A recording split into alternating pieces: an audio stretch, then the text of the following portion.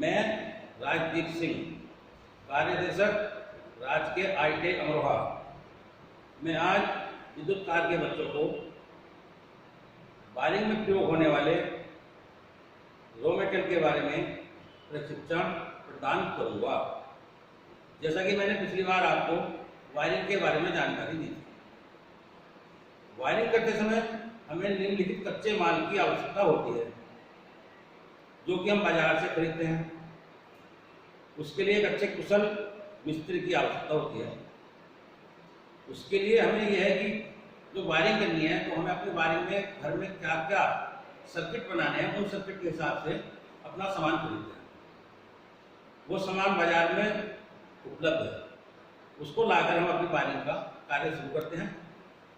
अब वायरिंग करने के लिए हमें निम्न जो सामान है, जैसे कि आपने जाना होगा कि स्विच, जिसे हम स्विच बोलते हैं, विभिन्न प्रकार के स्विच हमारे पास हैं। पहले चलते थे टम्बलर टाइप स्विच, यानी कि इस टाइप के स्विच चलते थे पहले। ये कहलाते हैं टम्बलर टाइप स्विच। ये ऑन ऑफ करते हैं इसको, ये टम्बलर टाइप स्विच कहलाते हैं। One way switch, single way.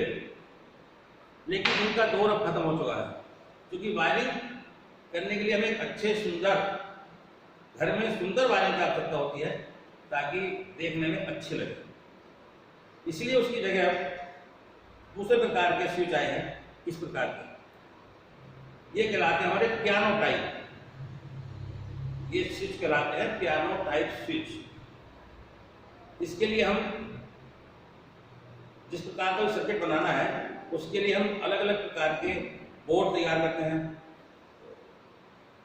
अगर हमें कहीं एक स्विच, एक सॉकेट लगाना है, तो उसके लिए हमें चार सीट, ये कहलाती है सनमाइका सीट। ये 4x4 की सीट है, तो उसको हम एक स्विच लगा देंगे, एक सॉकेट लगा देंगे, अगर हमें एक ही आइटम की जरूरत है।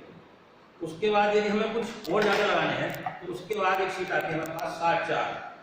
ये 7-4 की सीट है, आप देख रहे होंगे कि 7-4 की सनमाइका सीट कहलाती है। इसमें 2 स्विच और 2 सॉकेट भी आ सकते हैं। उसके बाद अगर हमारा सर्किट कुछ बड़ा है, तो उसके लिए फिर हमारे पास ये 8-10 की सीट है।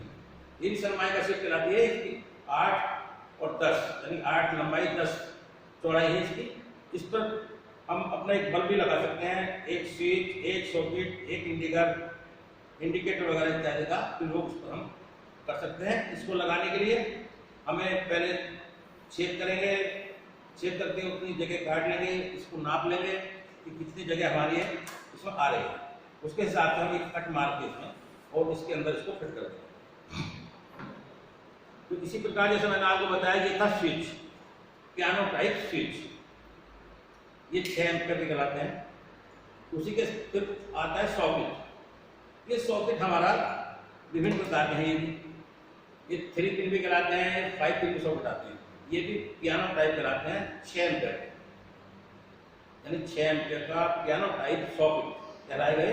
ये भी हमारे छोटे काम के लिए, माने एक पंखा में लगाना है तो उसके लिए लगा लेंगे, या एक बल्ब चलाना है उसके लिए लगा लेंगे, या हमको बहुत हल्का लोड इस सॉकेट से लेना है, तो उसके लिए 6 एम्पीयर के सॉकेट का प्रयोग करेंगे। इसके बाद बढ़ते हैं हम आगे। इसी के साथ फिर ये भी पियानो टाइप स्विच है। ये भी पियानो टाइप स्विच है और ये 16 एम्पीयर का है। इसी के साथ के लिए फिर हमें सॉकेट चाहिए, तो ये सॉकेट भी है। ये 16 एम्पीयर का है। क्योंकि हमारे पास लोड ज़्यादा में हीटर चलाना है, तो हीटर चलाने के लिए हमें अच्छे सॉकेट की आवश्यकता पड़ेगी। तो उसके साथ एक अच्छा हमें स्विच भी लगाना है। तो ये दोनों चीज कुल मिलाकर हमें 16 एम्पीयर की हो। क्योंकि हमें लोड देना है, कोई अपनी वॉशिंग मशीन चलानी है, हीटर चलाना है, उसके लिए 16 एम्पीयर के स्विच और 16 एम्पीयर के ही सॉकेट का प्रयोग करना है। उसके बाद हमें कहीं लैंप लगाने हैं। तो देखिए, आप 2 चीज देख रहे हैं, आप 2 प्रकार के होल्डर। ये आप देखें बिल्कुल सीधा होल्डर है। ये बैटन होल्डर कहलाता है। इसका नाम है बैटन होल्डर। उसके साथ देखिए, आप ये देख रहे हैं कि ये झुका हुआ है नीचे को, ये हमारा कहलाएगा एंगल होल्डर। ये भी हमारे वायरिंग के अंदर एक महत्वपूर्ण रॉ मेटेरियल है कि जो जिसमें हमारे आप बल्ब लगा सकते हैं, एलईडी लगा सकते हैं, एक्सवाइजेड कोई भी चीज़ लगा सकते हैं। ये दोनों चीज़ अपने अलग अलग है। कहीं सरफेस पर आप हमें सीधी रोशनी देनी है तो हम उसकी जगह पैटर्न होल्डर का प्रयोग करेंगे। हमें कहीं झुकी हुई नीचे की रोशनी देनी है तो उसके लिए हम एंगल होल्डर का प्रयोग करेंगे। ये 2 प्रकार के होल्डर हमारे वायरिंग में प्रयोग किए जाते हैं। इसी के साथ जैसे जिन्ना वायरिंग हम करते हैं, तो जिन्ना वायरिंग के लिए हमें क्या करना होता है कि हमारी बिजली कम खर्च हो, नाइट में बल्ब जिन्ने का ना जलता रहे, उसके लिए हमें सीडी वायरिंग बनानी पड़ती है। वो सीडी वायरिंग में क्या करते हैं, इसमें 2 वे स्विच की आवश्यकता हमको पड़ती है। 2 वे स्विच का मतलब इसके 2 रास्ते हैं। जैसे मैंने पहले आपको बताया कि स्विच है सिंगल वे स्विच, इसका एक ही रास्ता है, एक ही बार में एक काम करता है। लेकिन ये जो स्विच आप देख रहे हैं ये 2 वे स्विच है, टम्बलर स्विच, 2 वे टम्बलर स्विच। इसके लिए हम 2 स्विच लगाते हैं और एक बीच में बैटन होल्डर लगाते हैं। यानी कि अगर किसी को अपने मकान की छत पर जाना है, जिनने में अंधेरा है, तो वो नीचे आया, उसने अपना स्विच ऑन किया, बल्ब जल गया, ऊपर गया, स्विच ऑफ किया, बल्ब बंद हो गया। फिर जब वो सुबह को उठता आया तो फिर स्विच ऑन किया, बल्ब जल गया, फिर नीचे आया, ऑफ कर दिया, बल्ब बंद हो गया। इसका मतलब ये हुआ कि हमारी बिजली की खपत भी कम हुई और हम अपना आराम से जीने में जो अंधेरा है उसको उसमें पार कर गए। ये कहलाते हैं tumbler type switch, 2 way switch, tumbler type switch. इन सब के लिए फिर हमें ये आप देख रहे हैं ये क्या कहलाते हैं, प्लग टॉप। ये 3 पिन प्लग टॉप है, 6 एम्पीयर का है। इसके बड़े भी आते हैं 16 एम्पीयर के। इसमें भी अच्छे हैं। एक ये भी इसी का है, ये भी 3 पिन टॉप कहलाता है। इसमें हम तार लगाएंगे और सॉकेट के अंदर इसको लगाएंगे। फिर हमें जो कुछ चीज़ यूज करनी है, हीटर जलाना है या प्रेस चलानी है, वो इसके माध्यम से हम चला सकते हैं। इस सब के लिए हमें अलग अलग प्रकार के अलग अलग सामान की आवश्यकता होती है। कुछ सामान हमारे यहाँ उपलब्ध नहीं है। अब हमारी वायरिंग हो गई, हमने सीट लगा ली, सीट के ऊपर स्विच लगा लिए, सॉकेट लगा दिए, बल्ब लग गए। उसके बाद बारी आती है कि हम उसकी अपनी वायरिंग के अंदर किस प्रकार की वायरिंग कर रहे हैं। अगर पैटर्न वायरिंग कर रहे हैं या सरफेस वायरिंग कर रहे हैं, कंडक्ट वायरिंग कर रहे हैं या पीवीसी वायरिंग कर रहे हैं, केसिंग टेपिंग वायरिंग कर रहे हैं। जैसे कि ये हमारे पास उपलब्ध है, ये कहलाती है PVC casing taping wiring. Casing taping, ये केसिंग, ये केपिंग, ये केसिंग टेपिंग वायरिंग कहलाती है पीवीसी की, जो आजकल काफी चलन में है। इस वायरिंग में, ये वायरिंग आजकल काफी चलन में है। ये कहलाती है केसिंग टेपिंग वायरिंग। उसी प्रकार देखिए उधर सामने हमारे इसमें है, ये कहलाती है कंडक्ट वायरिंग। अब कंडक्ट वायरिंग 2 प्रकार की है। ये जो हमारे यहाँ हो रही है ये है सरफेस वायरिंग, यानी कि दीवार की सतह पर वायरिंग हो रही है। इसी के साथ दूसरी कहलाती है कंसील्ड वायरिंग, जो कि हमारे दीवार के अंदर नाली खोद कर उसके अंदर पाइप डालकर और उसके अंदर फिर तार डाल देते हैं, वो दिखाई नहीं देती दूर तक। जैसे कि छत के अंदर जो वायरिंग हो रही है ये कहलाती है हमारी कंसील्ड वायरिंग। कंडक्ट वायरिंग की 2 है, एक कंसील्ड वायरिंग, एक सरफेस वायरिंग। ये 2 प्रकार की वायरिंग हो गई। ऐसी बैटन वायरिंग पहले जमाने में चलती थी, लकड़ी की बैटन आती थी, उसके ऊपर क्लिप लगाते थे, क्लिप के साथ साथ उसमें तार लगा देते थे और वो चल जाते थे। ये हमारी कलाई बैटन वायरिंग हो गई, पीवीसी केसिंग टेपिंग वायरिंग हो गई, कंडक्ट वायरिंग हो गई। इसी प्रकार और विभिन्न प्रकार की वायरिंग है जिनका उपयोग अन्य स्थानों पर अलग अलग प्रकार के साथ किया जाता है।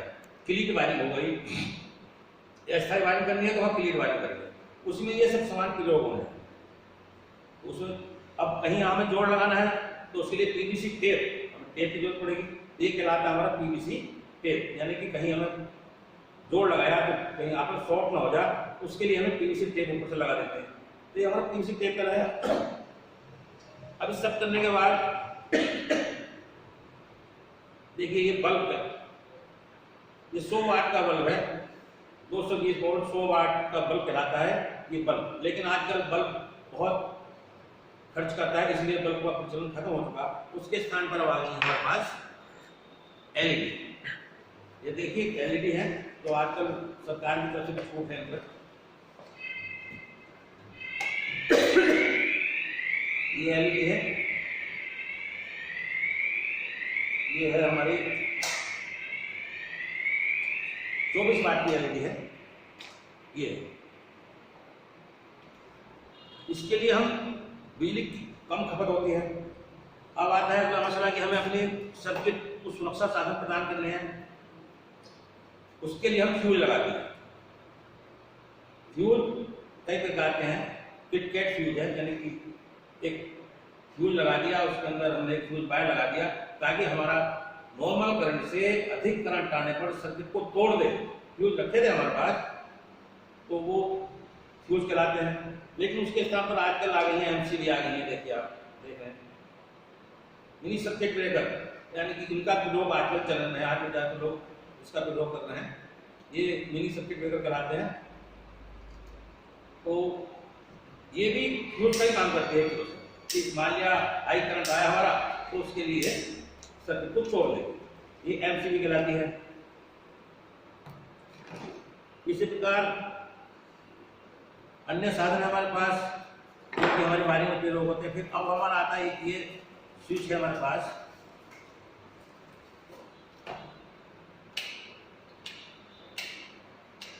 ये भी एक स्विच है, डीपी बोलते हैं।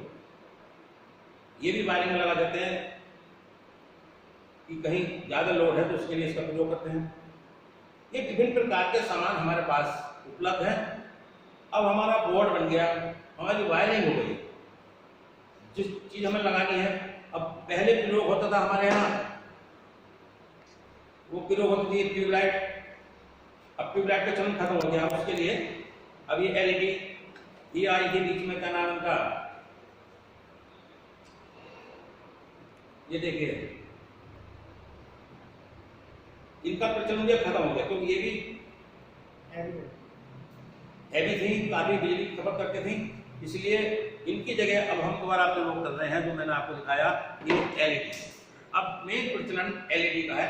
ये एलईडी हमारी है 20 वाट की। अब मेन प्रचलन इसका है। ये सभी जितने मैंने आपको सामान दिखाई ये सभी हमारे वायरिंग में प्रयोग होने वाले सामान है। ये वुडन का एक 4x4 का हमारा बोर्ड है।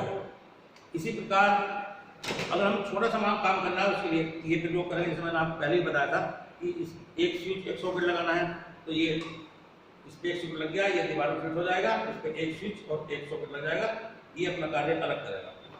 इसी प्रकार हमें अगर 2 स्विच एक सॉकेट लगाना है उसके लिए बोर्ड आया, उस बोर्ड पर हमने 7/4 की सनमाई का शीट फिट कर दी, इस पर अपना सामान लगा दिया, ये हमारा दीवार पर फिट हो गया, ये कार्य शुरू हो गया। इसी प्रकार हमारा ये आया 10-12 का, ये बोर्ड लगाया, बोर्ड पे हमने फिट हो गया, इसलिए अपना सामान लगाया और सामान लगा के सारा अपना हमने इसको लगा दिया और हमारी वायरिंग का शुरू हो गया। अब ये विभिन्न प्रकार के जो हमारा रॉ मेटेरियल है ये अपनी आवश्यकता अनुसार हम बाजार से खरीद लेते हैं और अपनी वायरिंग का कार्य सुचारू रूप से शुरू करते हैं। मुझे आशा है कि मैंने जितना भी आपको इस रॉ मेटेरियल के बारे में बताया इससे जानकर आपको शायद कुछ ज्ञान प्राप्त हुआ होगा। मैं एक बार पुनः आप सबको बता दूं कि वायरिंग हमारे घर के लिए एक ऐसा मुख्य साधन है कि जिसके लिए आजकल हम हर तरह की अपनी अपेक्षा करते हैं। इसलिए वायरिंग का अच्छा, साफ, सुंदर, कम खर्चे में होना बहुत ही आवश्यक है। मैं एक बार पुनः आपको बता दूं कि मैंने जो बताया है वो शायद आपको अच्छा लगा होगा, ज्ञान प्रदान हुआ होगा आपको उससे। इसके बाद हम वायरिंग में प्रयोग होने वाले पीवीसी वायर्स के बारे में बात करेंगे अगले टॉपिक में। धन्यवाद।